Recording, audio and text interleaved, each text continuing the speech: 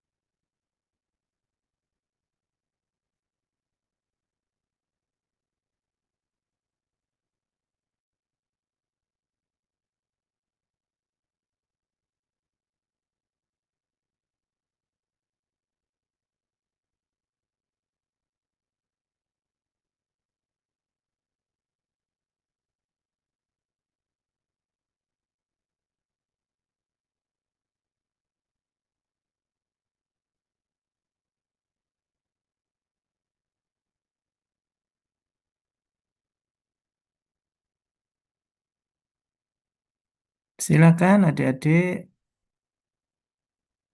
kalian absen.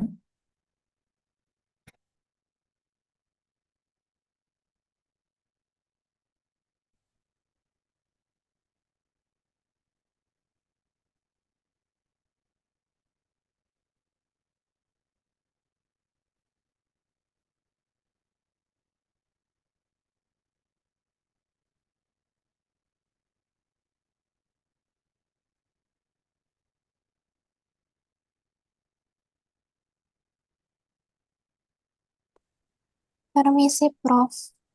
Hmm.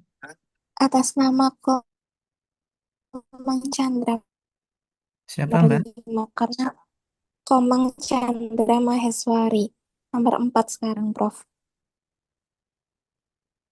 Ini kamu ini Komang ini. Oke, saya, Prof. Tapi namamu kok bukan Komang ya? Oh, iya, Kamu maaf, Prof, saya. Itu nama panggilan saya, Prof. oh, baby ini. Oke, Prof, mohon maaf. Ini Hmm, sudah saya rename, Prof. oke, Terima kasih banyak, Prof. sama-sama. Ada lain? Ini masih enam orang yang belum absen.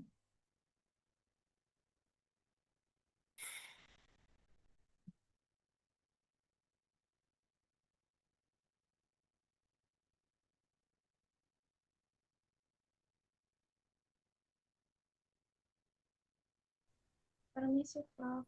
Atas nama Siskia Darina yang paling terakhir, Prof. Karena kampus kitanya error.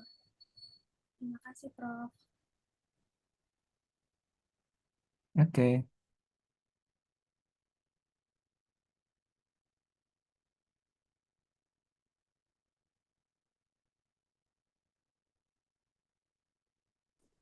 Permisi, Prof. Permisi, Prof. Atas nama Rizky Amalia Firdausi belum bisa absen. Atas nama Naizila, Prof. Terima Nice. kasih, Prof. Oke, Terima kasih, sama-sama. Prof. Permisi, Prof. Mohon Sama-sama. maaf atas nama Alea.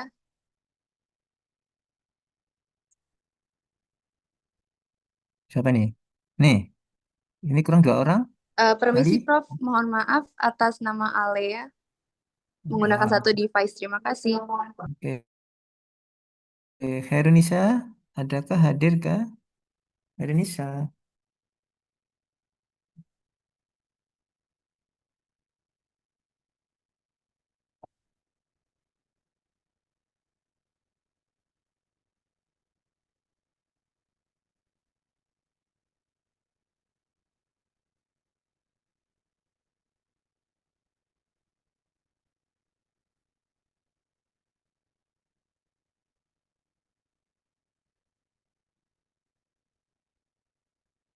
Oke ya, sudah ya, saya tutup ya.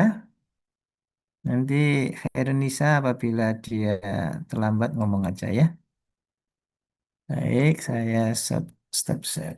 Baik ya, Alhamdulillah, Masyukurillah. Sekarang kita TM3 ya ini ya, TM3 ya. Kita akan membicarakan di mata kuliah IKK itu tentang fisiologi dan induksi kelahiran ya. Kalau kita bicara tentang kelahiran ini merupakan apa ini ya, siklus dari reproduksi atau siklus dari kehidupan eh, makhluk ya, yang itu pastinya akan selalu dinanti-nantikan gitu ya. Ya di ternak juga gitu ya. Ternak ini kalau memang betina tersebut tidak bisa melahirkan, berarti ternak tersebut bisa dikategorikan sebagai ternak yang majer gitu ya. Padahal ternak umumnya diharapkan kita kan ternak itu menghasilkan anak yang nantinya kalau sapi perah dia menghasilkan anak pastinya nanti dia menghasilkan susu. Kalau yang sapi potong pastinya nanti anaknya kalau udah besar bisa dijual sebagai fattening gitu ya. Sehingga sangat penting ya kelahiran ini.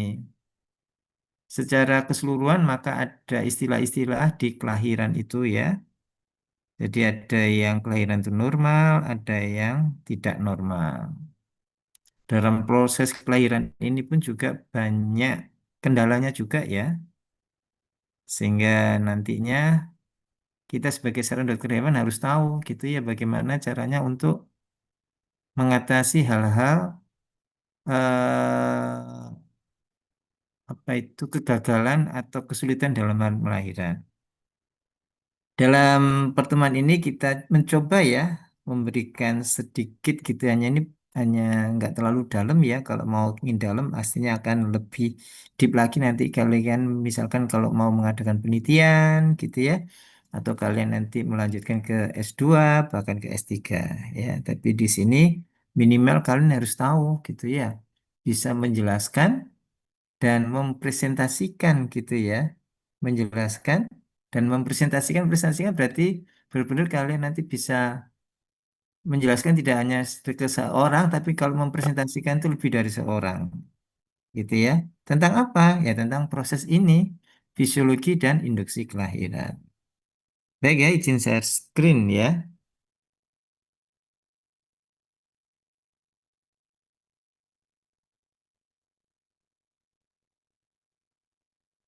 Sudah terbaca, sudah terlihat. Udah ya, ini Sudah ada Kak Rusdi. oke, ada data tertibnya ya bahwa berpakaian rapi dan sopan.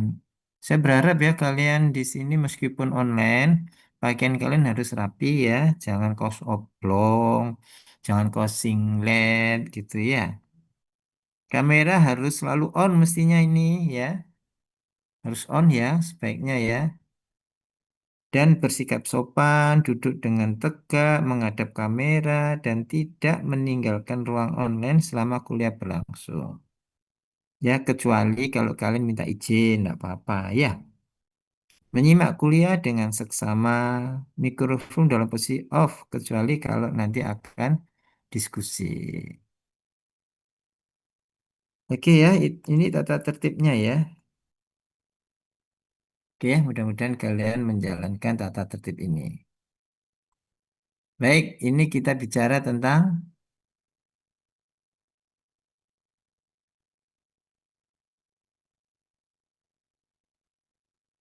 fisiologi dan induksi kelahiran ya. Ini kita bisa melihat bagaimana proses kelahiran dari kuda ya. Jadi memang akan sedikit berbeda ya setiap hewan tuh ya. Ini harapannya tadi ya, kalian mampu menjelaskan dan mempresentasikan fisiologi dan induksi kelahiran pada hewan. Mengapa pada hewan? Karena memang kita nanti akan bicara bisa juga pada tidak ternak saja gitu ya. Ada hewan mungkin pada anjing, ya bisa juga ya, kucing gitu ya. Jadi tidak hanya hanya ternak saja, tapi hewan hampir keseluruhan. Tapi di sini hanya untuk pet animalnya pakai anjing contohnya nanti ya, tapi kucing nggak bisa juga ya. Ini kita belajar tentang terminologi ya, bahwa istilah-istilah kelahiran ya, bahwa ada monotokus. Jadi ini hewan yang melahirkan hanya satu anak per kelahiran. Contohnya apa? Sapi, kuda gitu ya. Mungkin rusa gitu ya. Ada politokus. Hewan yang melahirkan lebih dari satu anak per kelahiran. Kambing, domba. Uh, ada lagi nih yang akan banyak apa? Babi. Luar biasa. Premipara. Berarti ini hewan yang melahirkan pertama kali. Jadi setelah darah, kemudian dia mengalami kebuntingan, terus kemudian dia melahirkan itu namanya premipara. Ada multipara, hewan yang telah melahirkan lebih dari sekali. Jadi setelah kelahiran pertama, maka disebutlah betina tersebut. Kalau kelahiran kedua namanya multipara. Dan ada lagi kelahiran atau labor atau partus. Ya, jadi apa sih kelahiran itu adalah proses fisiologis di mana uterus yang bunting tadi itu mengeluarkan anak plus plasenta melalui saluran lahir. Jadi dikatakan kelahiran itu sudah selesai, itu harus plus plasentanya ya, bukan hanya mengeluarkan anaknya saja. Sudah abortus, yaitu fetus mati keluar dari uterus sebelum lama masa kebuntingan. Ya, contohnya sapi kan 9 bulan 10 hari, ternyata 8 bulan sudah melahirkan dan ternyata dia mati, itu abortus. Tapi kalau hidup ya enggak apa-apa, ya bukan abortus itu namanya. Ya, berarti prematur. Kayak yang di bawah ini ya, prematur, fetus lahir, hidup sebelum lama masa kebuntingan. Jadi istilah-istilah ini merupakan, saya pikir kalian sudah familiar ya dengan istilah ini ya, insya Allah ya. Ada lagi serotinus. Apa itu serotinus? Yaitu proses di mana lama kebuntingannya itu lebih lama ya, lebih lama dari normalnya, atau disebut juga istilah asingnya prolonged gestation period ya. Tadi mestinya sapi 9 bulan 10 hari, kuda 11 bulan 10 hari. Ternyata lebih dari itu. Maka disebutlah serotinus atau prolonged gestation period. Kok bisa terjadi ya? Itu apa ya penyebabnya? Ternyata umumnya itu disebabkan oleh kontraksi uterus yang sangat lemah bahkan tidak ada. Ya, kontraksi uterus yang tidak ada ini memang banyak faktor penyebabnya ya. Makanya pada umumnya kalau sapi-sapi yang dikandangkan saja itu umumnya kontraksi uterusnya kurang kuat ya. Makanya di tempat-tempat yang terutama di luar negeri sana, meskipun dikandangkan tapi tidak secara intensif banget gitu ya. Pasti ada tempat untuk umbaran. Umbaran bahasa Indonesia itu apa ya? Umbaran itu apa ya bahasa Indonesianya ya? Tempat untuk bermain, tempat untuk dia bergerak gitu. Kalau kita sendiri kan enggak, kandang-kandang ya di dalam kandang gitu ya, sudah ditali situ aja. Padahal di masa kebuntingan itu butuh eh, exercise seperti itu. Itu semata-mata untuk supaya nanti pada saat dia merejan itu kuat dan kontraksinya bisa juga, kontraksinya jadi normal gitu ya. Ada istilah itokia. Itokia fetus keluar dari uterus secara normal. Jadi kelahiran normal itu namanya itokia. Plus selaput fetus atau plasenta. Ya, itu kurang dari 12 jam untuk sapi ya. Untuk sapi. Kalau lebih dari 12 jam, maka dikatakan betina tersebut mengalami yang namanya retensio secundine atau retensio placenta. Nah, ini merupakan kelainan ini ya. Bisa juga, belum mengapa kok bisa terjadi. Mungkin pada saat itu kontraksi uterusnya sudah hilang atau sangat lemah setelah melahirkan, kemudian dia sangat menurun drastis gitu ya. Mestinya oksitosin masih tinggi, ternyata sudah langsung hilang misalkan, sehingga kontraksi uterusnya tidak ada, akibatnya terjadi retensi plasenta. Dan ada lagi distokia. Distokia ini merupakan fetus di mana tidak keluar secara normal ya. Dia sudah waktunya melahirkan tapi tidak keluar-keluar gitu ya. Ya, tidak keluar-keluar gitu ya. Hambatan ini bisa ada dua faktor. Bisa dari maternalnya, bisa dari fetusnya. Kalau di maternalnya tadi seperti itu tadi ya, mungkin pelvisnya kecil atau sempit, mungkin kontraksi uterusnya kurang kuat, mungkin ada tumor atau dan lain sebagainya. Kalau di fetus itu biasanya mungkin dia terlalu besar, mungkin dia posisinya tidak normal dan lain sebagainya ya. Ini tanda-tanda mendekati kelahiran. Umumnya sapi-sapi yang mau melahirkan dia pasti akan menyendiri ya umumnya loh ya. Ya, dia mungkin kalau di kawasan gitu dia di kelompok gitu dia akan menyendiri di tempat yang dia merasa nyaman gitu ya biasanya itu. Dan itu dilakukan dia itu mungkin antara 1 atau 2 minggu sebelum melahirkan biasanya gitu ya.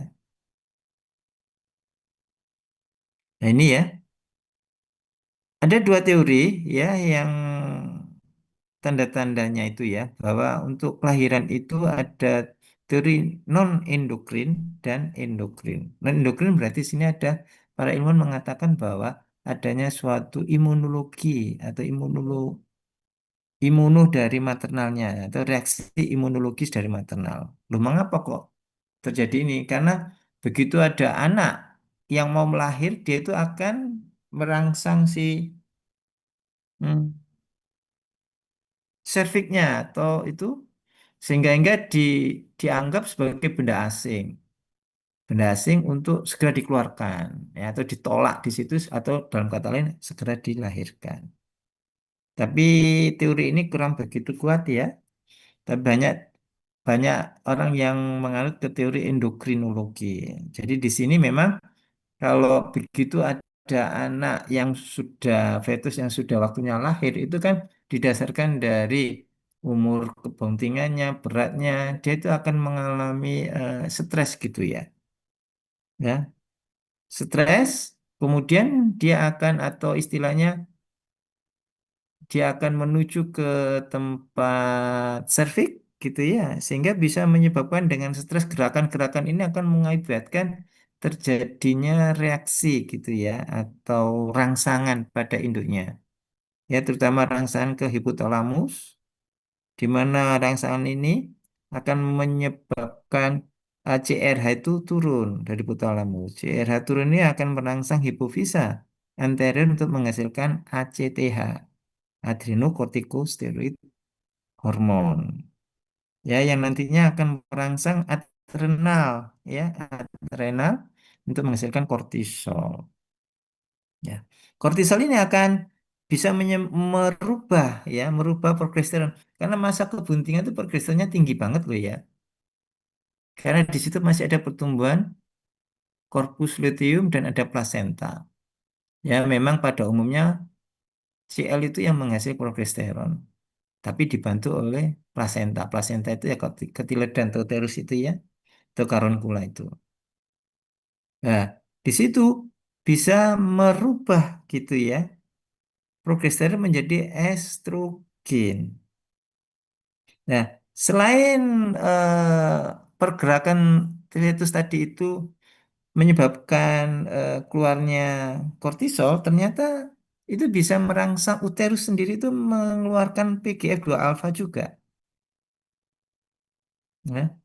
Sehingga estrogen dan PGF2 alfa ini bersama-sama membantu eh, relaksasin untuk membuat, nah relaksasin ini juga keluar ini akibat karena ada eh, rangsangan tadi. Relaksasin ini merupakan hormon yang dikeluarkan oleh ovarium ya, yang fungsinya dia itu untuk membuat dilatasi ya, membuat otot-otot maupun ligamentum di pinggul itu menjadi kendor ya. Sehingga akibatnya apa? Terjadilah pembukaan serviks, ya. Terus akhirnya apa itu uterus itu bisa leluasa untuk bisa keluar dari serviks karena ada dorongan ini tadi E2, estrogen dan PGF2 alfa. Jadi E2 dan PGF2 alfa ini akan menginduksi kontraksi miometrium. Iya, sehingga menyebabkan refleks Ferguson. Refleks Ferguson itu apa toh? Refleks di mana anak yang tadinya masih di kornua di uterus itu dia sudah mau masuk ke serviks uteri. Sehingga secara otomatis terjadi refleks Ferguson. Refleks Ferguson ini akibatnya membuat eh, induknya, otak dari induk itu menghasilkan hormon oksitosin yang hipofisa. Dari hipofisa posterior, ya, itu merangsang keluarnya oksitosin ini. Nah, oksitosin ini fungsinya itu apa? Untuk meningkatkan kontraksi dari miometrium tersebut. Dan efek Ferguson ini memang, refleks Ferguson ini memang secara simultan ya, periode terus sampai anaknya lahir, gitu ya. Jadi ada beberapa kasus gitu ya. Kadang-kadang ada yang kesulitan melahirkan meskipun sudah ada asitasinya, tapi ada juga yang karena memang sudah banyak atau tinggi oksitosinya dan relaksasi juga. Relaksasi itu disekresikan kurang lebih ya tadi itu ya 1 sampai 2 minggu sebelum melahirkan itu kadang-kadang relaksasi itu sudah tinggi ya dengan relaksasi otot-otot itu jadi lemas serviks membuka ini dengan oksitosin akan lebih mudah dia kontraksinya lebih cepat wus gitu ya kadang-kadang ada yang mudah sekali langsung keluar gitu selama posisi atau selama situsnya posisinya dan habitusnya itu normal ya dalam proses kelahiran. Baik, jadi memang diawali ya, memang kalau kita bicara tentang kelahiran tidak terlepas dari dua faktor ini ya. Ada faktor induk dan faktor fetus. Umumnya yang sangat berperan itu ada di fetusnya. Di induk ini hanya perannya sangat terbatas, hanya sedikit. Karena tadi dia hanya menghasilkan relaksasi, mengendorkan otot daripada serviks dan ligamentum di pinggul. Ya memang membantu juga sih, ada perjalanan, tapi tidak terlalu. Tapi yang sangat tinggi itu adalah di fetusnya. Karena fetus tadi itu ada merangsang proses kelahiran itu ya. Karena mengapa sih kalau fetusnya menjadi dia stres gitu ya? Tanda kutip dia stres ini ya. Karena dia ukuran udah besar ya. Kemudian dia gerak gitu. Dia kepingin keluar gitu. Otomatis itu ya secara alami. Kalau dia memang ukurannya masih kecil, itu tidak mungkin dia keluar, kecuali kalau ada hal lain ya, infeksi atau apapun. Makanya dengan makanya tadi prematur tadi.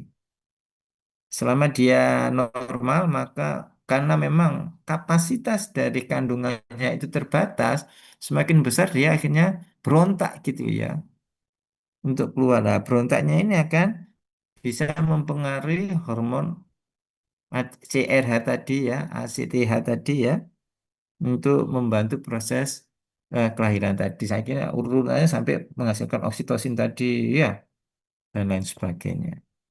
Nah, ini ya inisiasinya. Jadi ada 3 faktor ya yang mempengaruhi ya di sini. Ya, ada induknya ini umumnya pada di hipotalamus, pores hipotalamus, hipofisa, gonad, dan plasenta atau fetusnya ya. Ya, ini memang sangat-sangat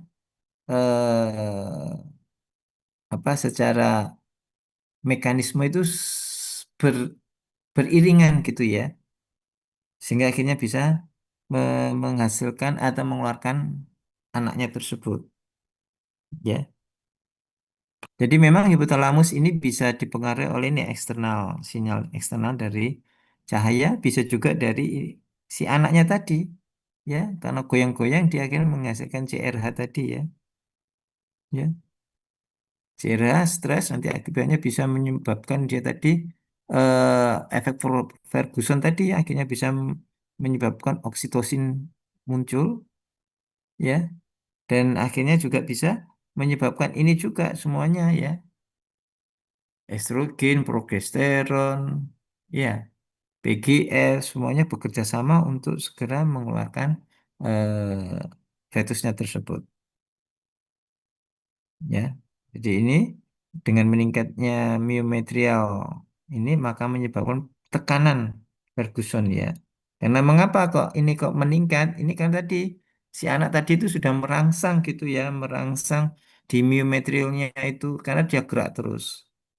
Nah, peningkatan pressure Ferguson ini akan menyebabkan cervical rangsangan dari serviks ya. Dengan serviks ini maka tadi bisa menyebabkan oksitosin itu meningkat juga sampai maksimal akhirnya bisa mengeluarkan si anak itu selama situs, posisi dan habitusnya normal. Nah, ini ya, ini kedudukan fetus sebelum lahir. Jadi posisinya seperti ini ya. Jadi kaki depan ya ini itu di seperti ini posisinya. Dua-duanya tapi ya dua-duanya ya di anterior semua dan kepala posisi seperti ini. Jadi kepalanya tidak ke kiri ke kanan gitu ya. Dan posisi seperti ini. Ini normal nih. Ini anterior dorsal extended ini ya namanya. Ini normal ya. Ya kadang-kadang dibalik bukan anterior tapi posterior. Itu yang agak agak sulit ya. Tapi masih dikatakan normal itu ya selama tidak terjadi rotasi atau apapun gitu ya. Oke. Nah, ini juga jalur aktivitas sensoris sekretasi tadi ya. Sudah saya jelaskan di depan tadi. Memang dia keluar akibat ini rangsangan dari ini. Ya, ini nanti sinyal ya, kemudian akan menghasilkan di hormon yang ada di anterior ini menghasilkan oksitosin. Jadi rangsangan dari si fetus ini menyebabkan ini tadi refleks Ferguson tadi, ya. Refleks Ferguson ini tadi akan bisa mengakibatkan terangsangnya hormon yang ada di hipofisa anterior itu menghasilkan oksitosin, ya, karena dia segera untuk menghasilkan oksitosin untuk segera dikeluarkan. Nah, ini hal-hal tersebut ini luar biasa ya. Memang proses kelahiran itu memang sangat rumit ya. Nah, ini faktor penunjang proses kelahiran atau partus itu kekuatan kontraksinya. Kontraksi baik uterus, otot abdomen, dan diafragma. Fetus, dan juga saluran kelahiran organ reproduksi. Ya, kalau kita bicara tentang kontraksi atau kekuatan kontraksi uterus, otot, dan abdomen, ini maka progesteron tadi kan turun ya akibat dari adanya gerakan dari fetus tadi ya, efek Ferguson tadi ya, atau stres tadi, akibatnya menghasilkan oksitosin, oksitosinnya bisa merubah progesteron menjadi estrogen dan sekaligus tadi pergerakan fetus tadi itu bisa merangsang uterus untuk menghasilkan PGF untuk melisiskan korpus luteum tersebut. Akibatnya apa? Progesteron turun, ya. Tapi estrogen di sini naik ya, PGF naik, oksitosin juga naik, ya. Jadi di sini ini awal ya, maka 90% kontraksi medium ini disebabkan oleh lahir. Jadi 90% karena fetusnya, ya, fetusnya bukan dari induknya. Ya nanti bisa diketahui ya bahwa memang progesteron harus turun ini ya, gitu ya. Karena estrogen ini berfungsi untuk merelaksasi juga loh, estrogen merelaksasi serviknya. Kalau PGF ini untuk kontraksi, bisa untuk kontraksi juga. Kontraksi uterus ini akan mengakibat seperti peristaltik apek ya. Jadi mengurut gitu ya, mulai dari pangkal sampai ke kaudal atau pangkal sampai ke ujung dari kornua tersebut secara simultan gitu. Jadi peristaltik geraknya itu berurutan. Jadi tek tek tek tek tek tek tek tek tek tek tek tek tek ya mulai dari pangkal sampai ke depan pangkal. Itu lama-lama pertama intervalnya lama tapi lama-lama cepet. Itu yang membuat induknya jadi sakit itu karena memang kontraksi itu membuat sakit ya, makanya jangan disalahkan ya kalau pas kebetulan ibu-ibu menangis gitu pada saat melahirkan karena kontraksi sangat kuat. Makanya sekarang kan kalau human kan akhirnya daripada sakit sebelum itu dilakukan sesar gitu ya, itu masuk ke induksi kelahiran itu nanti ya. Kalau di hewan tidak mungkin lah ya, karena ongkos semuanya itu kan lebih besar gitu ya daripada manfaatnya. Kalau manusia mungkin perkirakan mungkin banyak manfaatnya ya. Dengan kontraksi abdomen dan diafragma ini hanya 10% ya. Jadi 90% itu dari kontraksi uterus tersebut. Sedangkan di anjing ini kontraksi terjadi mulai pada bagian uterus yang mengandung fetus. Maksudnya gini, anjing itu beranak polistokus ya, anaknya lebih dari satu. Kornua kiri kanan itu dia bisa mengandung anak, ada anaknya. Jadi kalau kornua kiri yang keluar duluan, maka itu keluar kornua kiri itu anaknya keluar dulu semua. Setelah itu dia rest agak lama. Sekaligus plasentanya juga keluar itu kalau anjing, berbeda ya dengan sapi. Terus kemudian dilanjutkan ke kornua yang berikutnya yang adananya juga keluar. Sehingga secara keseluruhannya agak lebih lama pada anjing ya, karena secara prestasi ke serviks, vestus di satu kornua, terus kemudian dilanjutkan ke kornua lain. Sedangkan babi berbeda lagi, lebih cepat, gitu ya. Fetus lahir dengan frekuensi yang lebih cepat ya, 2 sampai 3 fetus keluar. Kalau di anjing tadi satu, nunggu lagi nanti satu. Kalau sudah habis kornuanya satu, korna berikutnya baru habis dia lama. Kalau babi agak sedikit cepat gitu ya. Brul, brul, brul, brul, brul gitu ya. Babi ya. Hmm. Yang kedua, nanti kontraksi saya bilang fetus ya. Peran yang kedua ini, bila tidak ada regangan anak, maka kontraksi uterus lemah. Jadi kontraksi uterus ini dipicu tadi pergerakan dari anak. Makanya kalau anaknya sudah stres gitu ya, sudah waktunya melahirkan, dia akan bergerak sangat kuat sehingga menyebabkan kontraksi dari uterus. Kontraksi uterus tadi itu bisa menghasilkan PGF yang nanti melisiskan progesteron, CL. Sehingga selain gerakan ini menghasilkan PGF, maka gerakan ini bisa menimbulkan oksitosin ya, menghasilkan merangsang otak si ibu itu untuk menghasilkan oksitosin ya, yang membantu untuk terjadi kontraksi dari miometrium tadi. Ya, apabila ini lemah ya, misalkan bila tidak ada regangan anak, maka kadang-kadang kontraksi fetus itu lemah. Lah, lemahnya ini bisa juga bisa menyebabkan mestinya fetus itu keluar tidak keluar, akhirnya dia mati di dalam. Ya, mati di dalam bisa juga menyebabkan mumifikasi atau maserasio. Ya, kalau mumifikasi itu menjadi mumi, diam aja di situ, tapi kalau maserasio menjadi bubur, gitu ya. Nah, makanya yang sebaiknya harus dikombinasi, ada kombinasi estrogen dan oestrogen atau PGF. Ya, jadi semuanya itu harus berjalan normal. Jadi gerakan dari fetus yang di dalam itu harus benar-benar yang bisa merangsang ini tadi. Estrogen muncul, oksitosin muncul, PGF muncul.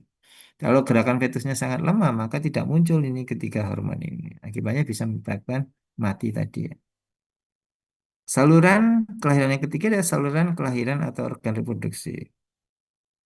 Contohnya kalau ada tumor gitu ya, maka bisa juga pembukaan serviks itu akan lemah ya, atau bisa juga tumor itu bisa mempengaruhi ya pembukaan atau kontraksi berkurang, pembukaan serviks juga berkurang, bahkan bisa juga kalau pembukaan serviks lemah ini bisa menyebabkan anak tidak bisa lahir, apalagi saluran kelaminnya yang kecil gitu juga kelahiran akan kesulitan. Sehingga bisa dikategorikan kalau lahir normal itu semua seluruh organ reproduksi normal. Ya, tidak kecil, pembukaannya memang buka, tidak ada tumor dan lain sebagainya. Ya.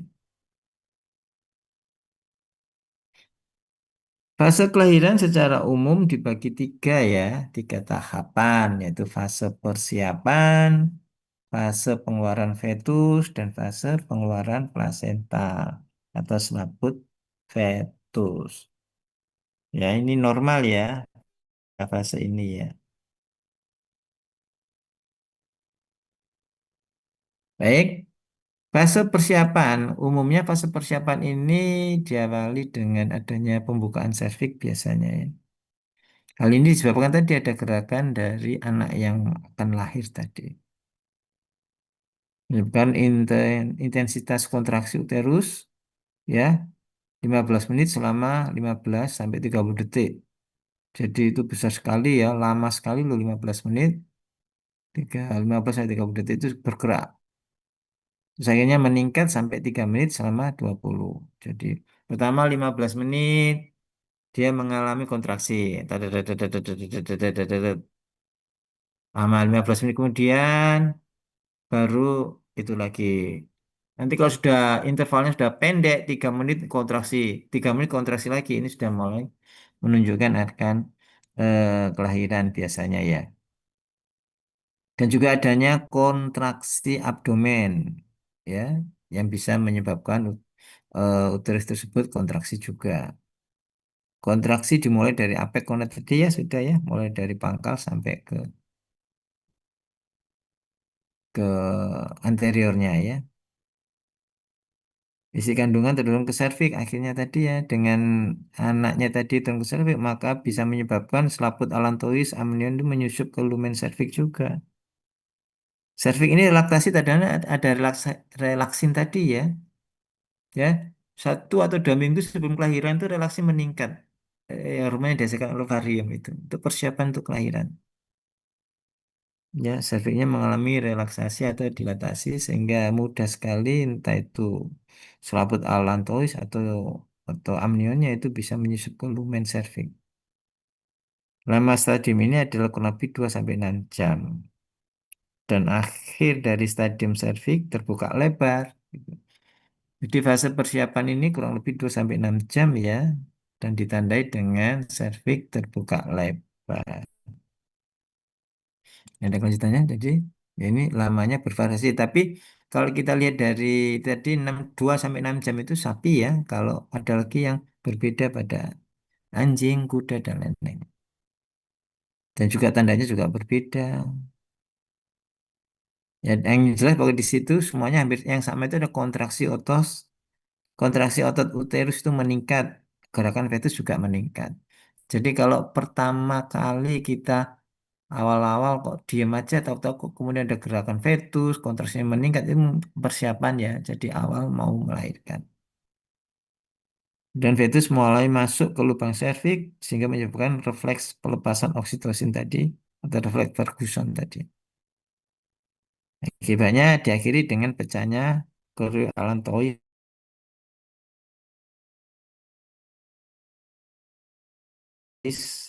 atau breaking water. Kecepit atau bagaimana akhirnya pecah, ketubannya keluar itu breaking water. Itu masih persiapan ya, di fase masih fase persiapan. Ini Eminem Dance ini ya. Jadi seperti ini awal-awalnya ini. Biasanya sudah mulai pecah nanti kadang-kadang dia masih kelas seperti ini. Nah, kalau kita lihat dari tanda klinisnya di fase 1 tadi ada persiapan itu mencari tempat tersendiri tadi ya, umumnya ya. Jadi di awal-awal masih dia mencari tempat tersendiri, umum terus nafsu makan menurun, ya memisahkan diri, kolik ringan karena kan dada tadi itu ya 15 menit itu dia setiap interval 15 menit akan mengalami sakit di perutnya karena ada kontraksi uterus tadi. Kadang-kadang guling-guling ringan atau ya, tapi jangan sampai ya nanti jangan sampai sapi itu terguling-guling bahkan kuda juga kalau terguling nanti menjadi apa itu torsio uteri meluntir, waduh tambah repot lagi nanti ya uterinya. Berkeringat, ekor lebih sering bergerak. Ya ini fase 1. Kemudian fase berikutnya adalah fase pengeluaran fetus. Ini berbeda-beda juga pada spesies, pada sapi itu antara setengah sampai 1 jam. Jadi begitu dia sudah masuk di cervix, ya, lumen cervix, kemudian dia nerobos sampai keluar ke vagina, terus kemudian sampai ke vulva, itu sampai keluar selesai sampai anaknya brol, gitu ya. Itu kurang lebih setengah jam. Kuda lebih cepat lagi 0,30 menit, tapi lama 1 jam sampai 4 jam karena anaknya banyak. Ya. Tadi ada sembulan kantong amnion yang bersifat fetus ya. Itu jadi tadi ya. tadi, amnion affairs tadi itu masuk ke fase pengeluaran fetus itu sudah mulai ya. Hal tersebut karena ada tekanan fetus dari pelvis ya, sehingga merangsang susun secara pusat, menyebabkan refleks merejan yang lebih kuat ya. Karena oksitosin disekresi dengan sangat banyak dan sering gitu ya. Perjalanan-perjalanan itu memang dari uterusnya sendiri, perut atau abdomen dan diafragma. Hanya saja tadi ya kalau dari ini hanya 10% gitu ya. Tapi yang membuat fetus itu bisa keluar karena memang dari anaknya tadi fetusnya yang memang pengen keluar gitu ya. Interval makin cepat, perjalanan lama ya. Dan cetek-cetek gitu ya. Allantoglinian pecah, kantong amnion pecah karena regangan fetus dan oksitosin naik sehingga kontraksi uterus dan abdomen lebih kuat. Ya, jadi pecahnya karena ada kontraksi yang sangat kuat tadi ya. Jadi kalau sudah pecah ketuban gitu, itu berarti masuk ke fase fetus ya, pengeluaran fetus itu segera fetus.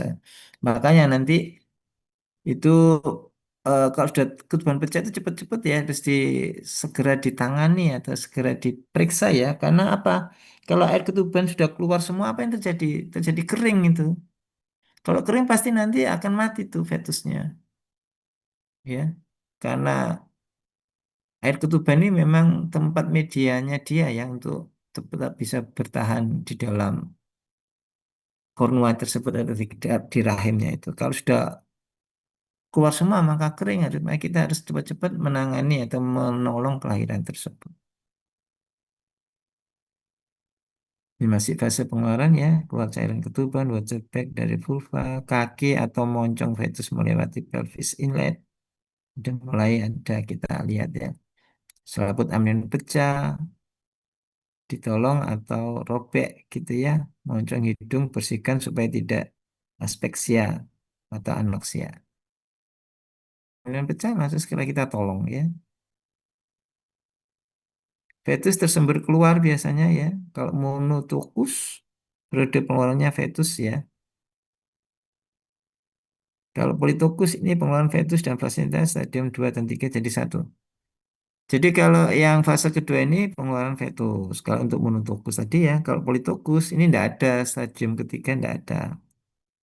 Jadi 2 dan 3 itu jadi satu. Fetusnya dan plasentanya bersama-sama hampir keluar bersama-sama. Tidak menunggu fetus keluar beberapa jam kemudian baru plasentanya keluar. Kalau yang politokus itu anaknya keluar bersama-sama kadang-kadang dengan plasentanya.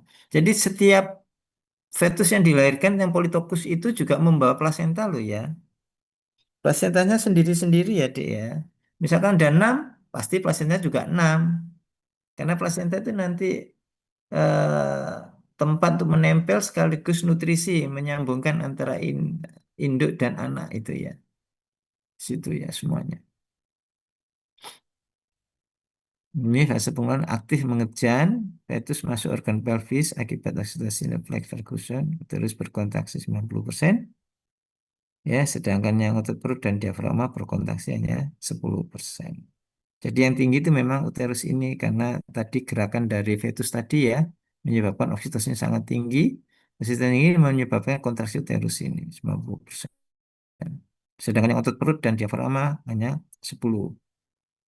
Ya, jadi kontraksi perut dan diafragma ini kan kontraksi dari si induk ya. Jadi bisa dikatakan yang bukan apa itu namanya ya. Para simpatik sama simpatik itu loh ya. Ya, kalau yang protein ini simpatik ya, kalau uterus ini parasimpatik jadi tanpa bisa dikendalikan gitu ya. Kalau ini kan ikut juga ya ini bisa dikendalikan. Anemia pecah melumasi vagina second water bag. Diakhiri dengan pengeluaran fetus ya. Ini fase kedua ya. Ini pada kuda seperti ini ya. Nah, ini memang kuda melahirkan bisa berbaring ya, tapi sapi biasanya berdiri kalau sapi. Ini kuda berbaring ya seperti ini. Tapi umumnya sapi kalau dia kuat kontraksinya berdiri, tapi kalau tidak kuat dia akan rebahan, duduk.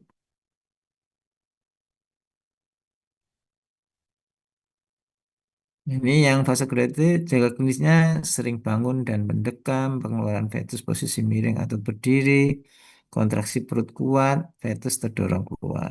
Kalau ini pada kucing ya, ini ya,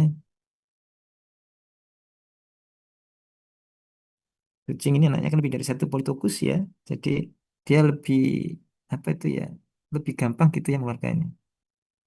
Ini dan sangat berurutan sekali gitu ya. Kucing dan anjing mirip ya, tapi babi lebih cepat lagi keluarnya. Kalau kucing kan anaknya bisa empat loh ya, tiga, empat gitu ya. Dan memang mencari sarang biasanya gitu. Ini fase ketiga pengeluaran plasenta ini lamanya 4 sampai 8 jam untuk sapi. Yang politokus enggak ya, bersamaan dengan anak yang dikeluarkan. Ya, di fase pengeluaran ini ada degenerasi filis plasenta. Jadi mengalami fili-fili itu sudah mengalami perontokan gitu ya. Setelah fetus keluar dari vulva dan lahir, maka straining atau mengejan berangsur berhenti. Ya, mengejan akibat peristaltik usus dan kontraksi abdomen untuk keluarkan plasenta. Ya, setelah itu baru nanti dilanjutkan ke ini pengejanan terakhir yaitu peristaltik seperti usus gitu ya. Jadi merambat gitu. Kontraksi abdomen sampai keluarkan plasenta. Tali pusat putus, volume darah menurun, akibatnya volumenya berkurang dan mengkerut gitu ya. Jadi setelah dia keluar, maka plasentanya kan yang lepas tuh ya. Ya, akibatnya eh, darah dari induk kan sudah tidak ada. Akibatnya pastinya akan tali pusatnya itu akan mengkerut gitu, mengecil. Ya, dan akhirnya juga akan lepas gitu. Kalau di kita kan untuk melepas tali pusat kan kita bantu ya, kita potong gitu ya. Memang secara alami gitu bisa lepas sendiri atau digigit sama induknya biasanya kalau di alam ya. Dan kadang-kadang plasentanya dimakan itu sama induknya.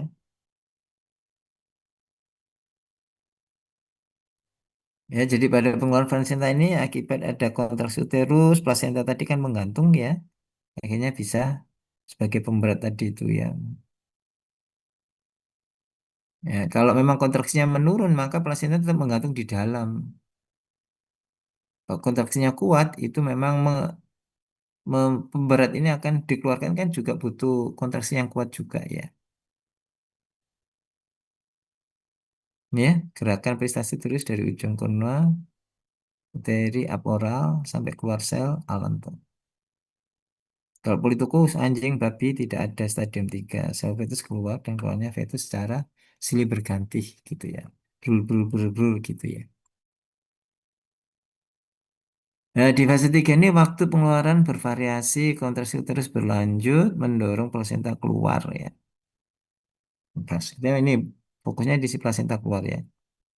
Pada politokus, plasenta biasanya keluar selama mengejan. Tadi sudah ya. Udah lamanya ini 3 jam, ruminansinya 2 jam. Ini normal ya. Ya, sebaiknya seperti ini.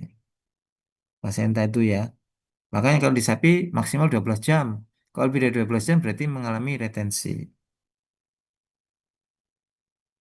Nah ini fase 3 ya anaknya. Dan atau istilahnya plasentanya udah keluar ini. Ini plasentanya. Hmm. Ini kalau secara alami maka ini bisa juga digigit oleh induknya atau bahkan secara otomatis karena tidak ada aliran darah maka bisa lepas sendiri. Gitu ya tali pusatnya ya. Hubungannya ya. Ini rasa sakit perut, kolik, ringan sampai sedang. Pada spesies politukus, fase ini tidak jelas. Pasien saya dapat dikeluarkan selama fase 2 ya. Ini lama waktu fase-fase kelahiran beberapa spesies ya. Bisa kalian lihat ya, fase 1, 2, 3 bervariasi banget. Gitu ya. Jadi ini sebagai rujukan ya. Jadi nanti kalau kalian di lapangan ya, kalau fase pertama itu berkisar antara 2 sampai 6 jam ya. Jadi persiapan tadi ya nanti itu kalau itu memang lama ya kontraksi terusnya pada sapi itu 2 jam gitu kontraksinya berarti nanti beberapa setelah 2 atau 6 jam biasanya dia akan mengalami pengeluaran fetus. Ya, kadang-kadang tadi itu menyendiri ya, kemudian dia sakit gitu, 2 jam kemudian langsung lahir kadang-kadang seperti itu ada. Nah, kalau udah kita di lapangan kalau dia sudah gelisah makan tidak mau dia kepingin menyendiri gitu, kita sudah harus persiapan nanti. Makanya sebaiknya ada tempat khusus yang untuk tempat untuk melahirkan ya setiap hewan itu ya jangan dikumpulkan di tempat situ. Dia kadang-kadang nggak nyaman gitu karena dia kan takut ya nanti barangkali anaknya jadi dimakan predator atau bagaimana. Ya, makanya kita kalau memang kita pelihara, maka kita siapkan juga tempat untuk partusnya itu ya. Oke, itu yang pertama ya. Ini mau ke induksi kelahiran ini ya. Hidup ini tidak tahu siapa yang menulis ya. Hidupku di pundakku. Mau sesulit apapun, mau seberat apapun, hidupku tetap di pundakku sendiri. Tidak ada gunanya mengeluh, percuma menyalahkan orang. Hidupku adalah tanggung jawabku. Angkat dan jalan terus. Bagus juga ini ya. Ya ini apa itu pitutur kehidupan ya. Jadi memang kita tidak boleh pesimis, kita harus optimis. Dan kita tidak boleh selalu menyalahkan orang, tapi kita harus introspeksi diri.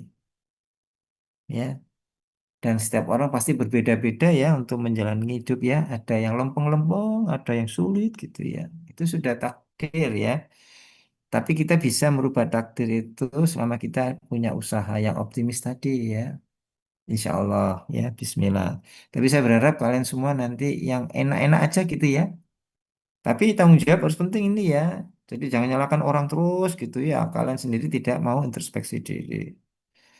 Melihat orang sukses, saya kok nggak sukses ya? Iri, nggak bisa seperti itu.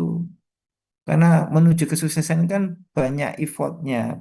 Sejarahnya aja kalian nggak tahu ya. Kadang-kadang kita kan hanya melihat final resultnya aja, hasil akhirnya aja. Enak yo. Padahal awalnya belum tentu dia langsung enak. Tapi kadang-kadang ada ya. Memang dari bongkotannya. Dari orang tuanya itu sudah kaya raya.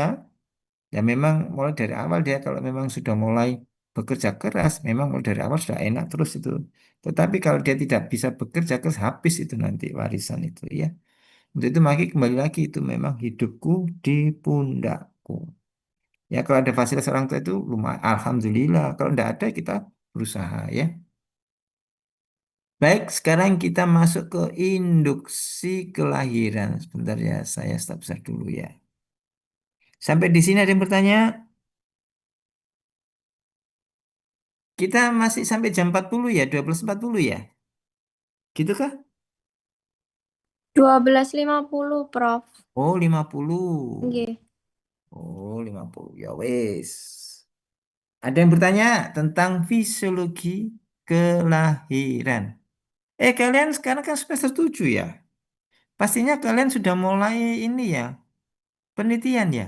Apakah sudah punya semua kah judul-judul penelitian? Mulai sekarang silakan dipikirkan. Ya, kalau belum ya enggak apa-apa juga sih nanti semester 8 harus sudah penelitian. Jadi kalau sekarang kalian penelitian, terus kemudian atau istilahnya seminar proposal, penelitian, seminar hasil, nanti untuk skripsinya itu setelah nilai-nilai dari semester 7 ini terupload semua, maka kalian bisa melakukan sidang skripsi.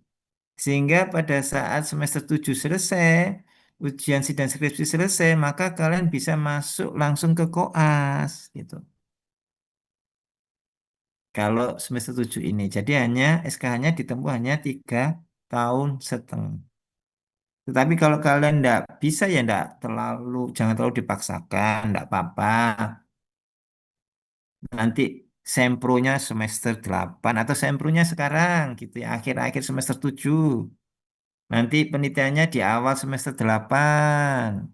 Skripsinya nanti di pertengahan atau akhir-akhir semester 8 tidak apa-apa juga. Berarti di situ kalian nanti PPDH-nya nanti setelah semester 8 masuk ke semester 9. Tidak apa-apa, saya dulu juga gitu kok ya. Saya normal-normal saja. Kalau zaman saya dulu itu 5 tahun, deh. Total sama koas itu 6 tahun. Sekarang itu 4 tahun kuliah, 1 tahun berikutnya itu adalah PPDH. Tapi PPDH-nya kalian tidak bisa setahun sekarang karena mahasiswanya banyak. Sehingga PPDH itu paling cepat itu 1 tahun setengah. Sehingga apabila kalian 3 tahun setengah sudah SKH, maka kalian tepat 5 tahun sudah jadi dokter hewan. Tetapi kalau kalian baru sidang skripsinya di semester 8, maka nanti kalian lulusnya 5 tahun setengah. Lumayan, ya. Saya dulu 6 tahun itu normal 6 tahun ya. Bahkan teman-teman saya ada yang sampai 8 tahun. Bahkan ada yang sampai 10 tahun baru lulus. Kasihan. Dan saya berharap kalian semua ini nanti bisa paling cepat itu 5 tahun lulus, paling lambat 5 tahun setengah semuanya ya. Dan mempunyai nilai yang maksimal gitu saya berharap ya. Baik, ada yang ditanyakan tentang fisiologi reproduksi? Silakan.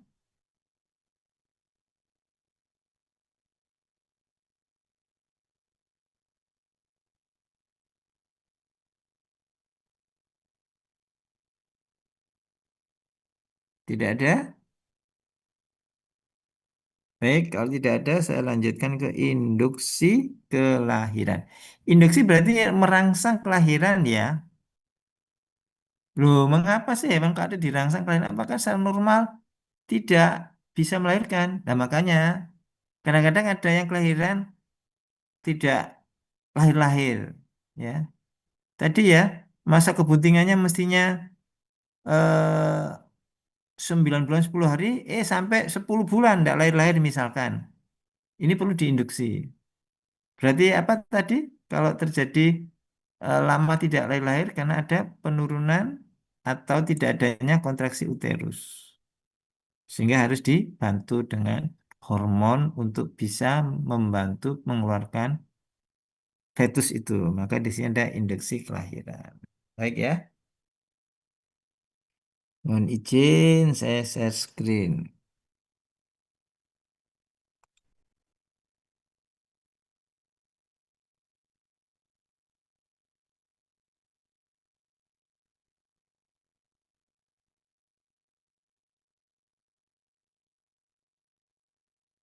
Jadi induksi kelahiran ini definisinya inisiasi buatan pada stadium 1 kelahiran dan stadium berikutnya untuk mencapai viabilitas. Viabilitas ini kemampuan untuk hidup anak dan kesehatan serta anak yang normal.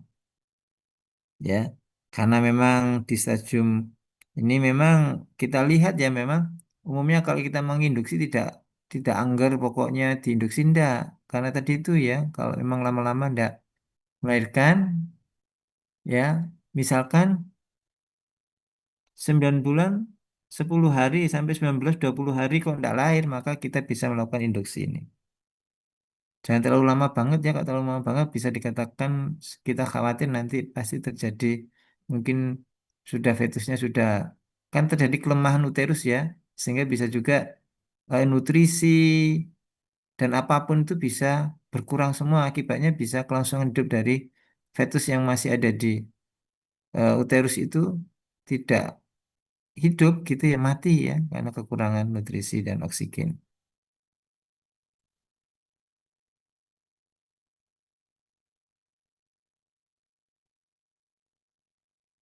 Induksi abortus ya.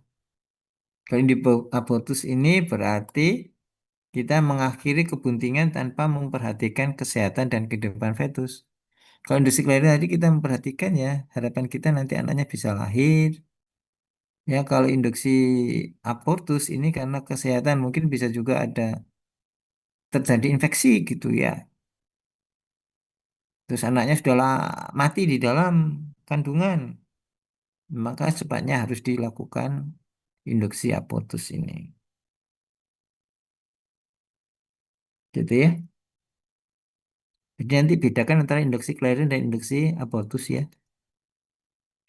Nih perhatikan ya induksi abortus ini, perhatikan kecakapan personal. Jadi para dokter hewan harus benar-benar memahami betul ya. Ya, resiko neonatusnya ya anak yang baru lahir bagaimana gitu ya. Ya ini memang tindakan terakhir ya pada bunting yang abnormal atau perpanjangan tadi ini. Ini tindakan terakhir ya kita lakukan. Selain itu kita harus menjelaskan kepada klien kita untung dan ruginya apabila kita melakukan induksi kelahiran atau induksi abortus. Kalau induksi abortus kan berarti kita sudah tahu mati. Kalau induksi kelahiran kan kita belum tahu dia mati atau hidup, tapi kita berharap bisa hidup. Maka kita perlu kita beritahu ke klien kita gitu ya untung dan ruginya.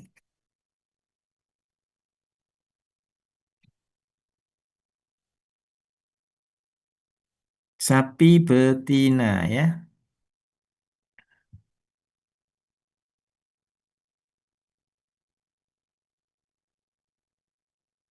Jadi pada saat sapi betina tersebut mau melahirkan, ini ada saran 2 minggu sebelum melahirkan sebaiknya sapi-sapi tersebut dikurangi eh, pekerjaannya gitu ya,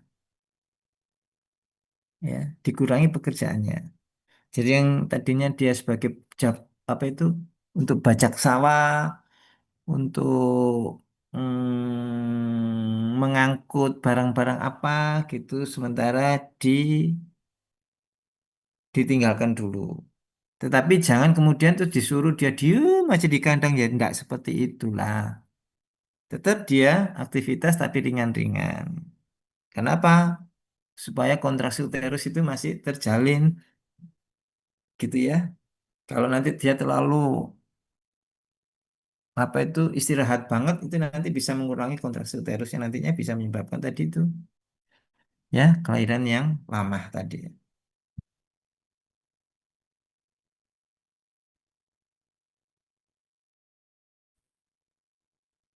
Apabila kita waktunya melahirkan sapi tersebut itu terus tetap dipekerjakan, maka ini akibatnya bisa menyebabkan retensi. Karena apa?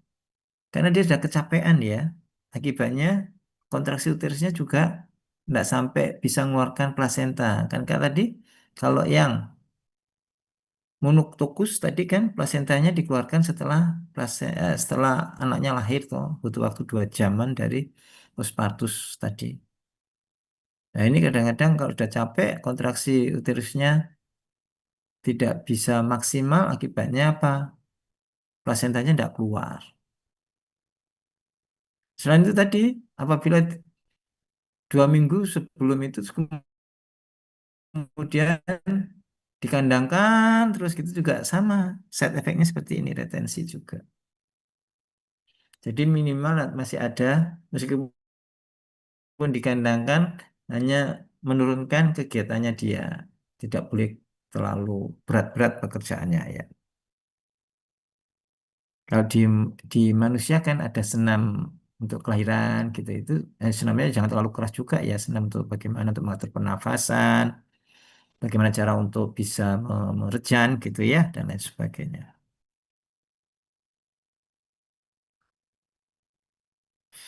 Ini kejadian retensi itu umumnya kurang lebih 75 sampai 90% itu jika induksi kelahiran dilakukan 1 2 minggu lebih awal. Jadi kita melakukan ini kan juga tidak bisa ya terlalu awal gitu ya. Kan. Misalkan dia lahirnya sekarang tanggal berapa ini? 26 ya. kita induksi tanggal 6 Agustus yang lalu. Harapannya supaya cepat nang lahir gitu ya. Ini berbahaya, enggak bisa seperti itu. Ya, jadi kita mau menginduksi itu kalau misalkan kalau induksi yang normal ini ya, kalau yang terlalu lama memang bisa ya, misalkan eh, waktunya sekarang lahir, kemudian kita tunggu sampai 2 minggu atau 1 bulan berikutnya baru kita lakukan induksi juga berbahaya juga. Sebaiknya kurang lebih kalau memang 9-10 hari, maka 1 minggu setelah dari 10 hari itu kita lakukan induksi kelahiran itu lebih bagus. Maksimal 2 minggu dari waktunya kelahiran ya. Lebih awal banget jelek, lebih akhir sekali juga jelek ya untuk induksi ya. Ada batasan-batasan tertentu. Kapan sebaiknya dilakukan induksi kelahiran. Ini 10-50% jika kelahiran dilakukan dekat dengan kelahiran normal. Ya. Jadi misalkan 9-10 hari kita lakukan induksinya 9-5 hari gitu ya. Itu bisa anaknya lahir, tapi masih ada angka resistensinya 10-50%. Kalau 1-2 minggu sebelum lahir kita lakukan induksi, ini bisa tinggi angka resistensinya. Tapi selama gini ya, kalau saya pribadi induksi kelahiran itu janganlah digunakan untuk hewan yang memang secara normal itu sudah bisa lahir. Kecuali masanya kebuntingan kok tidak lahir-lahir baru kita lakukan induksi. Jadi kalau sebelum tidak usah lah, gitu ya. Kalau saya pribadi ya, ngapain gitu ke susu untuk dilahirkan. Kecuali kalau manusia kan disesar biasanya ya. Dipaskan gitu. Ini waktunya sudah bisa lahir toh dok? Oh bisa, di tanggal ini sampai tanggal ini. Oh pas itu, tanggalnya bagus. Tanggal 12 bulan 12 tahun 2012 gitu misalkan. Atau 2000 berapa ya? 2022 atau 2000 berapa gitu ya. Tapi namanya orang-orang sekarang kan seperti itu supaya anak lahirnya minta di tanggal pas 17 Agustus. Oh pas kebetulan sama. Bisa gitu ya. Tapi memang tadi kita harus memberikan untung dan ruginya ya. Baik, ini induksi kelahiran itu bisa menggunakan hormon pada yang short action, short acting corticosteroid ya, dan prostaglandin atau kombinasi. Jadi hormon yang bisa digunakan itu banyak ya, harus dikombinasi sih memang.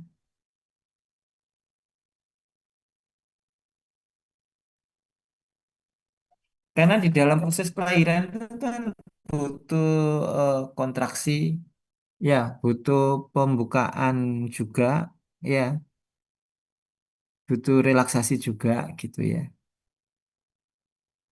Jadi selama ini yang digunakan biasanya menggunakan obat-obatan ini ya, short acting ya.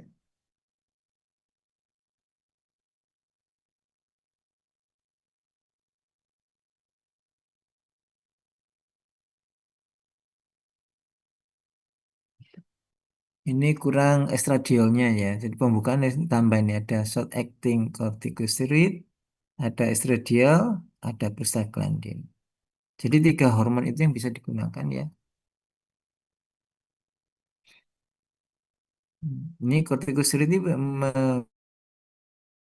menyebabkan sintesis estrogen. Ini di sini memang meskipun ini menghasilkan estrogen tapi kalau tambah estrogen lebih bagus lagi. Ya, sintesis estrogen dari plasenta sehingga bisa pengeluaran prostaglandin akibatnya lisis CL. Dexamethasone ini contohnya juga ya. Preparatnya ini ya dexamethasone, flumatasone ya.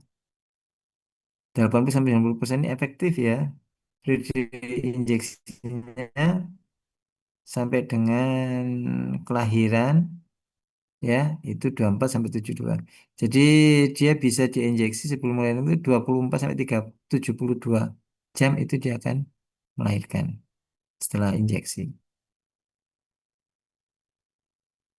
Ya dengan ini mekanisme meningkatkan retensi ya membran fetus, peregangan gitu ya. penahanan gitu ya ini.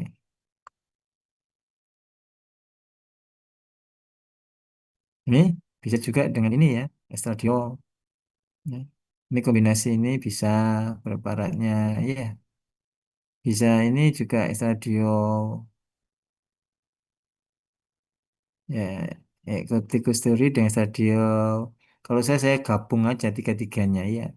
Ini kan dua ya, corticosteroid dengan prostaglandin atau sendiri-sendiri atau digabung ini estradiol dengan kortikosteroid gitu ya dan sebagainya. Ini biasanya estradiol digabung dengan oksitosin ya. Jadi ini lebih pas juga sih oksitosin dan estradiol. Jangan nanti induksi di kelahiran itu hanya oksitosin aja yang berbahaya nih. Ini kontraksi nih. Ya, kontraksi terlalu kuat, tapi kalau serviknya tidak membuka ya percuma loh.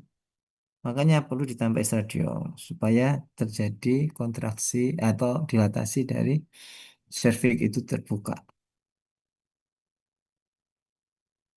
Hanya saja ini hati-hati ya pada sapi perah bisa menyebabkan residu air susu. Makanya tadi ini memang digunakan kalau memang kok enggak lahir-lahir ya. Kalau lahir normal ditunggu aja.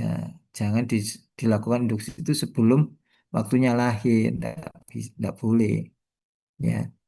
Kalau setelah lahir kok enggak lahir itu baru kita lakukan induksi enggak apa-apa. Itu untuk hewan tuh ya. Untuk hewan. Kalau saya pribadi seperti itu. Selain itu juga bisa prostaglandin atau cloprostenol. Ini prostaglandin paten ya atau pabrikan. Cloprostenol ini isinya prostaglandin juga. Jadi prostaglandin itu banyak ya, ada capriglandin, ada glandin sendiri, terus prostenol, prostafet dan lain sebagainya. Ini pemberian ini juga ya. Hanya saja ini kadang-kadang distokia akan meningkat sedikit ya. Proporsi pedet hidup menurun, retensi pasien menurun. Ya, jadi ini antara positif. Maka untung dan ruginya ya. Anaknya lahir nanti kadang-kadang bisa daya hidupnya nggak terlalu tinggi.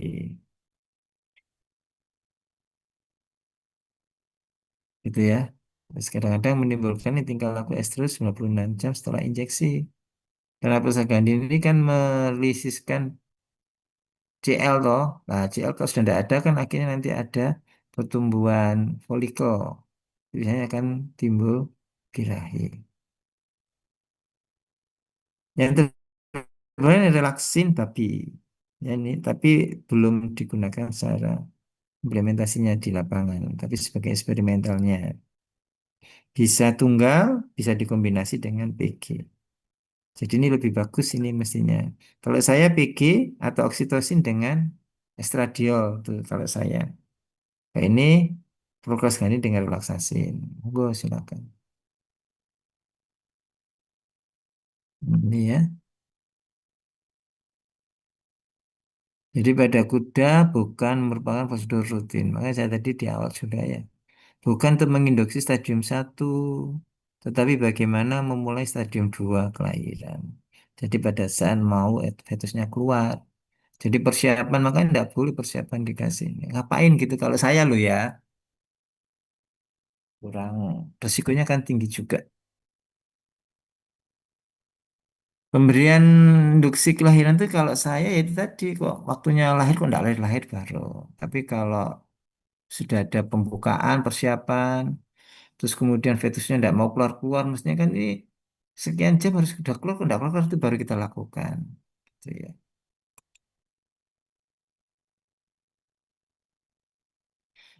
Dan ini bisa dilakukan bila ini ya, tanda-tanda berikut ya, misalkan panjang lagi nih tadi ya, masa kebuntingan. Kuda itu masa kebuntingannya 11-10 hari ya, hampir satu, hampir 1 tahun. Jadi kalau lebih dari masa kebuntingan baru kita lakukan untuk kuda ya. Mami membesar dan keluar kolostrum. Nah, ini. Jadi kalau memang betina tersebut maminya sudah membesar dan sudah keluar kolostrum, maka kita berani melakukan induksi kelahiran pada kuda betina tersebut. Nah, berarti ini mestinya sudah lahir, tapi kok nggak lahir-lahir ya, makanya kita induksi dengan preparat-preparat tadi atau preparat lainnya. Atau juga ini kita tanda kalau serviks telah lunak, relaksasi, mengendor, dan dilatasi, pembukaan. Nah, ini bagaimana caranya ketahui bahwa serviks tersebut terjadi pembukaan? Ya, tangan kita masukkan ke vagina, kemudian kita lihat di lubang serviksnya itu bisa terbuka atau enggak, gitu. Kadang-kadang, tapi tangan kita harus steril ya, jangan tangan kotor harus steril. Kita pakai glove atau pakai handscoon yang bersih gitu, yang steril. Kita coba gitu ya. Oh, terbuka, baru kita bisa melakukan induksi kelahiran. Tapi kalau masih tertutup, jangan sekali-sekali dilakukan. Kita takutnya nanti malah tertutup rapat gitu ya. Karena kan kita menggunakan kombinasi tuh antara kontraksi dan relaksi tuh.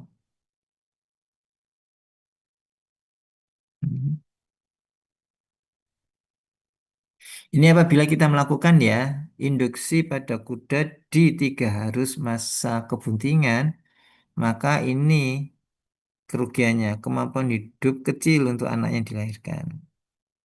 Kuda itu kelahiran berapa? 300 berapa? 330, 340. Jadi 11 bulan. 11 bulan itu berapa hari ya? 300 berapa itu? Ya antara 330 sampai 340-an ya kayak saya juga lupa ya. Jadi kalau kita melakukan induksi di 300 masa kebuntingan ini kemampuan hidup kecil ya untuk fetusnya. Nah, kalau kita induksi di masa kebuntingan 320 maka cukup anaknya bisa matur ya bertahan hidup. Kalau 330 ini malah lebih bagus lagi. Ini sudah mendekati lahir normal. Tapi mengapa sih tadi loh ya? Mengapa sih kok kita lakukan di awal-awal ini seperti ini di fase ini? Kan tadi mungkin masih menutup. Ya ini loh, syaratnya kan harus muncul. Ini harus ada sudah ada close-nya, servisnya sudah membuka, gitu ya.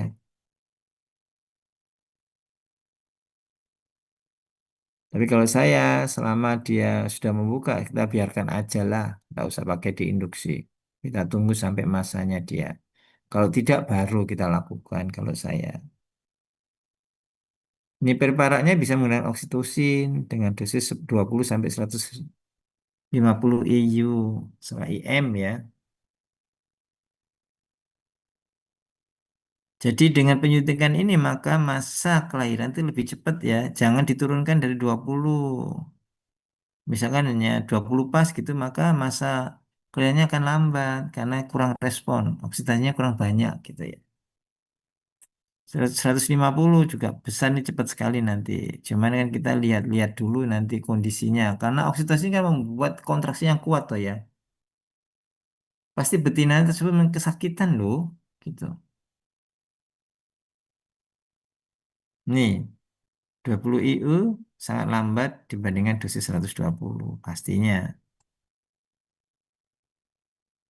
50 sampai 100, ini 15 sampai 20 menit itu akan terlihat ya persiapan kelahiran berguling-guling ini berbahaya, berkeringat, gelisah. Sudah bocor setelah 25 sampai 45 menit maka anak kuda tersebut tampak pada vulva.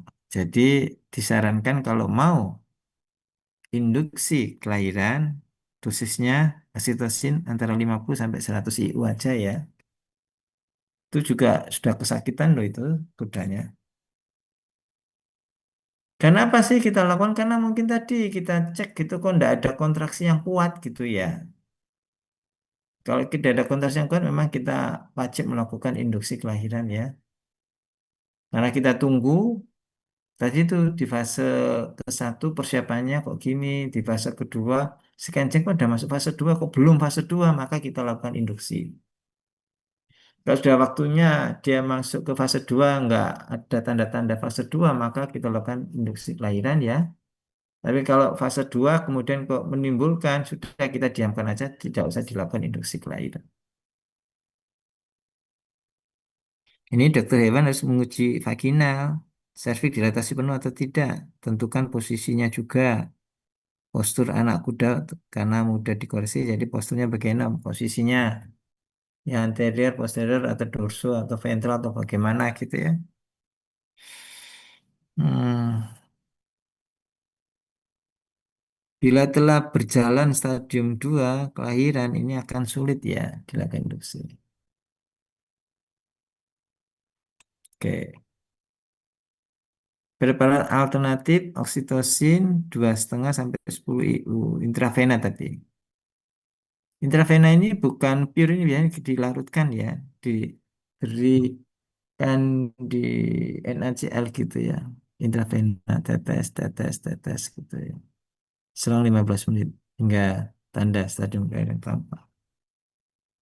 Tapi katanya juga tidak banyak bermanfaat ya kalau sekian. Jadi ini bisa ada. Ini kalau ini oh sorry, yang pertama ini hanya langsung di intravena langsung ini, sorry ya maaf ya. Ternyata tidak bermanfaat. Yang bagus ini nih. Jadi oksitosin 100 sampai 120 IU, tapi dilarutkan di 1 liter salin steril kemudian diteteskan di intravena seperti infus gitu deh ya selama 1 jam. Itu lebih bagus ya. Preparat lain ya untuk itu induksi pada kuda bisa prostaglandin atau kortikosteroid. Oke. Sekarang pada domba betina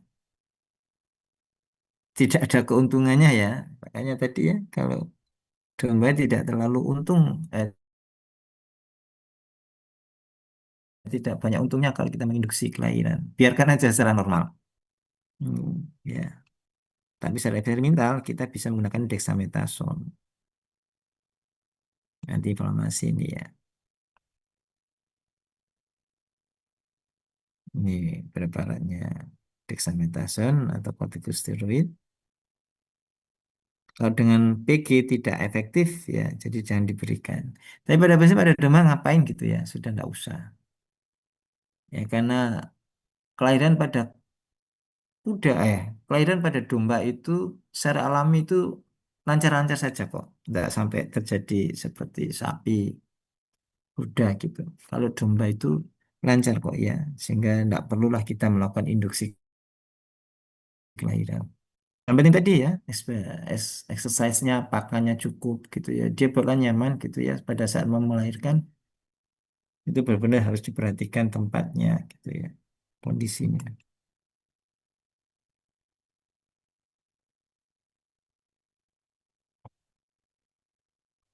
Nah ini ya, buntingan awal dicukupi progesteron asal CL, placenta.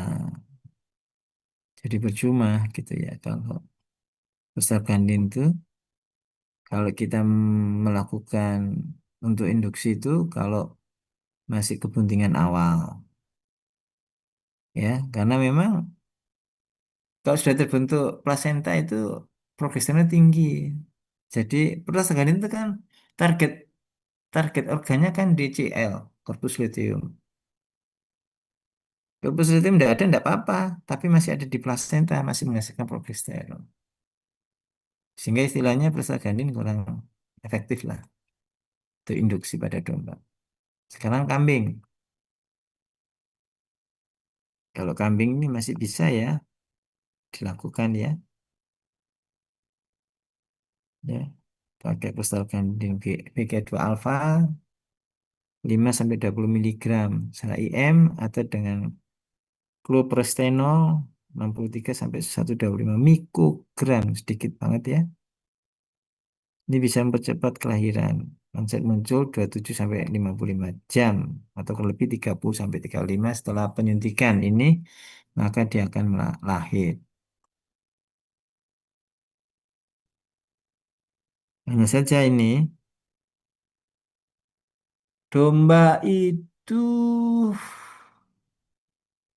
kurang lebih 5 bulan ya kelahirannya ya. 5 bulan itu berarti 350 harian lah kurang lebih. Jadi kalau kamu melakukan induksi itu kurang dari 140 jangan. Ya, percuma nanti. Belum waktunya. Maka tadi ya, memang kita harus tahu dulu ya, mengapa sih dilakukan induksi ya pada domba dan kambing. Jadi pada domba dan kambing kurang efektif lah kita aja induksi kelahiran. Karena secara alami, domba kambing itu akan melahirkan itu normal-normal saja gitu. Kejadian-kejadian distokia kayaknya enggak ada. Tapi kejadian kematian setelah melahirkan itu banyak. Ini kita akan di kandang ini kan ada, kita punya kambing PE. Itu setiap melahirkan mesti mati anaknya. Ternyata kita ketahui bahwa induknya itu kan dulu punya anak. Terus anaknya sekarang sudah dewasa. Dewasa itu mengambil induknya itu. Nah, setiap kali induknya bunting, terus melahirkan, itu anaknya selalu mati. Jadi ini memang inbreeding gitu ya. Jadi inbreeding di sini anaknya itu mengambil induknya, mungkin banyak kecacatan, entah itu kecacatan di organ pernapasannya, organ jantungnya, atau organ ekstremitasnya gitu. Mesti mati. Jadi dia bisa lahir gitu ya, tapi setelah lahir mati, lemah gitu keadaannya. Nah kalau bisa nanti dikawinkan bukan dari anaknya itu. Babi sekarang.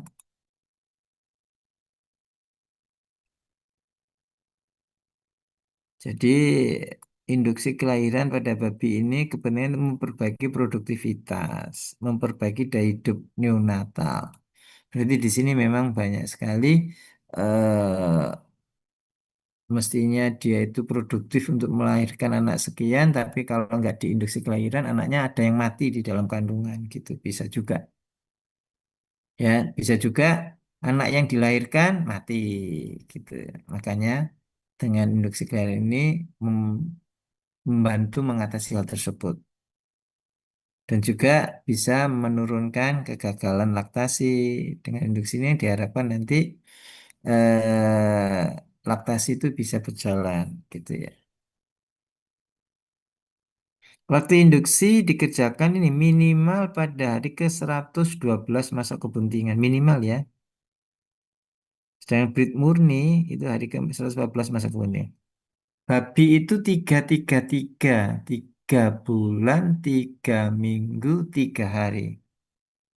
Itu ya. Dihitung sendiri itu berapa itu totalnya harinya. Kalau sapi 9, 10 hari. Kalau kuda 11, 10 hari. Kambing domba berapa ya? 5 bulan berapa itu ya? Saya lupa itu. Kalau babi mudah 333.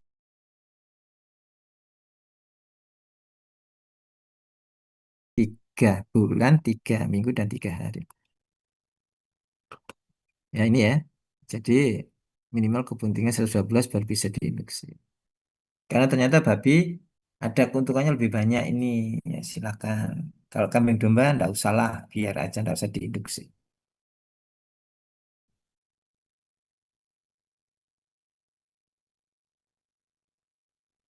Karena yang hidup lebih banyak dan daya hidupnya juga lebih lama. Oke. Preparat yang digunakan hampir sama mestinya ya. Ada prostaglandin, ya, atau cloprestenol, cloprostenol, ya, teman berbeda di dosisnya ya. Kalau cloprestenol dalam mikrogram lebih sedikit, lebih kecil lagi. Karena dia sudah preparat ini pabrikan, pasti ada bahan tertentu atau mungkin lebih dibuat nano atau bagaimana. Dan ini tingkat kelahirannya tinggi ya 95%, lumayan.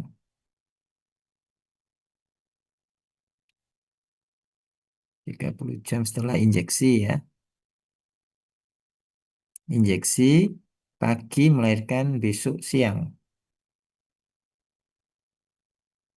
Selain PG atau cloprostenol juga dengan bisa oksitosin 30 international unit. Besoknya sekarang dilakukan ya, induksi maka besok jamnya sama besok bisa. Cuman ini kombinasi nih oksitosin ini. Ya, setelah ini ya 24 jam plus injeksi prostaglandin. Jadi dikombinasi ya oksitosin 30 ini. Jadi prostaglandin dulu 24 jam kemudian baru oksitosin.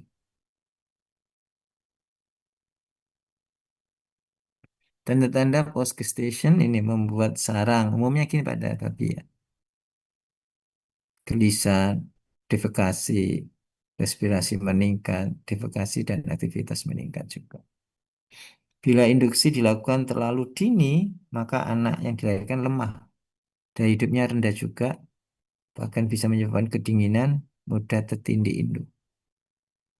Makanya minimal tadi ya, 114 ya. Ini 112 atau 114 hari.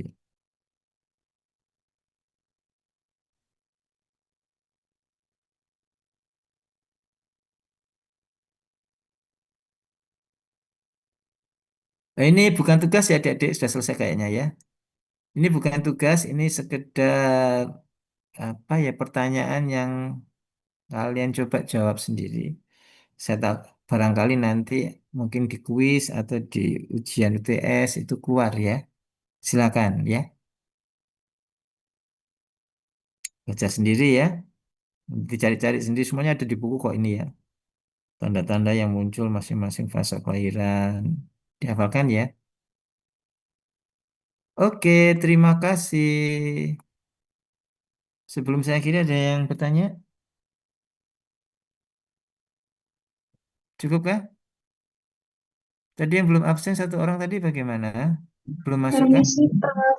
Sudah atas nama Herun Nisa. Oh, akhirnya kamu Terima kasih masuk, banyak. Mbak. Ya, Kayaknya nanti. itu. Hmm, bentar ya, nanti saya Terima kasih banyak. 5, 6. Ya, sama-sama.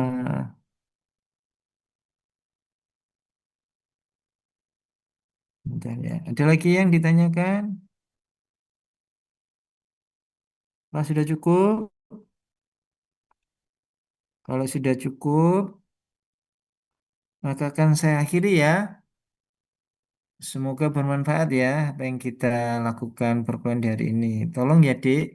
Buku, kalian sudah punya bukunya ini apa belum ya?